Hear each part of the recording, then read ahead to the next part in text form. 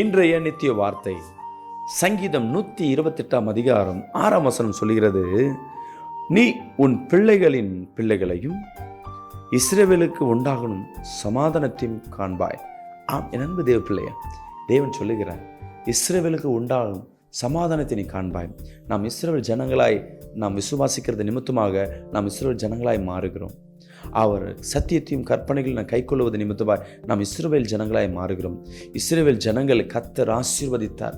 ஏன்னா அவர் அழைத்து வந்ததுனால, கர்த்தருக்கு பிரியமான ஜனன்றதுனால தேவன் அதிசயங்கள் அடையாளங்களை அவருக்கு முன்பாக காட்டினார். அவர் இஸ்ரவேல் ஜனங்களோடு கடந்து வந்தார். இன்றைக்கும் கர்த்தர் உங்கள் பிள்ளைகளின் பிள்ளைகள் ஆசீர்வாதத்தை காண்பீர்கள். உன் பிள்ளையை குறித்து கவலைப்படாத, உன் பேர பிள்ளை குறித்து கவலைப்படாத, உன் எதிர்காலத்தை குறித்து கவலைப்படாத.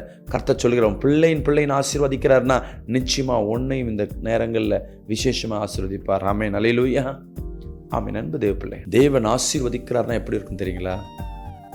யோபின் வாழ்க்கையை பார்த்தீங்கன்னா நம்ம எல்லாம் பார்ப்போம்னா மொத்தம்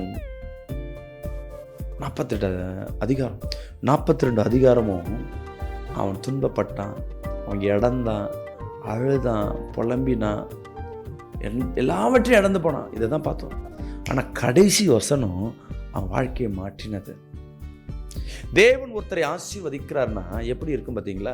அவன் முதிர் வயது வரையும் பிள்ளைகளின் பிள்ளைகள் ஆசீர்வாதத்தை கண்டான்னு சொல்லப்பட்டிருக்கும். அந்த வசனத்தை பாருங்க. தேவன் ஒருத்தரை ஆசீர்வதிக்கிறார்னா நம்ம கண்கள் யாரை பார்க்கிறது? நம்ம பேரப்பிள்ளை நம்ம கண்ணு பார்க்குறோன்னா, நம்ம பார்க்கும்போது என் பேரப்பிள்ளை ஆசீர்வாதமாக இருக்கும், நம்ம பிள்ளைங்க ஆசீர்வதிக்கப்பட்டிருக்கும். ஆசீர்வாதம்னா என்ன?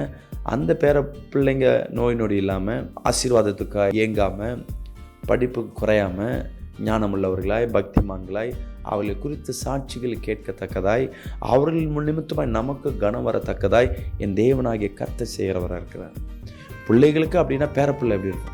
ஆனால் இப்போ இருக்க சூழ்நிலை பாருங்கள், நம்ம பார்க்குற எல்லாரும் எப்படி இருக்கிறோம்? எல்லாரும் பிள்ளைங்க அழுதுனே இருப்பாங்க. இன்னும் சில பெற்றோர் அவங்க சம்பாதிக்கிறது பேரப்பிள்ளைக்கு கொடுத்துன்னு இருக்காங்க. அப்படின்னா என்ன அர்த்தம்? பிள்ளைக்கு வருமானம் இல்லை, இவங்க கவர்மெண்ட் ஜாப்போ ஏதோ ஒன்று இருக்கும். இன்றைக்கி சூழ்நிலை அவங்க, ஐயோ என் பிள்ளை வாழ்க்கை எப்படி இருக்கு, பிள்ளை வாழ்க்கை எப்படி இருக்கு, பொண்ணு வாழ்க்கை எப்படி இருக்குது, இன்றைக்கி கண் கலங்கின்னு முதிர் வயது முழுவதும் சோதனையோடு இருக்கலாம் நிறைய பேர். இன்றைக்கி கர்த்தர் சொல்லுகிறார், உன் பிள்ளையின் ஆசீர்வாதத்தை நீ காண்பாய். God bless you. கர்த்தர் உங்களை ஆசீர்வதிப்பார்.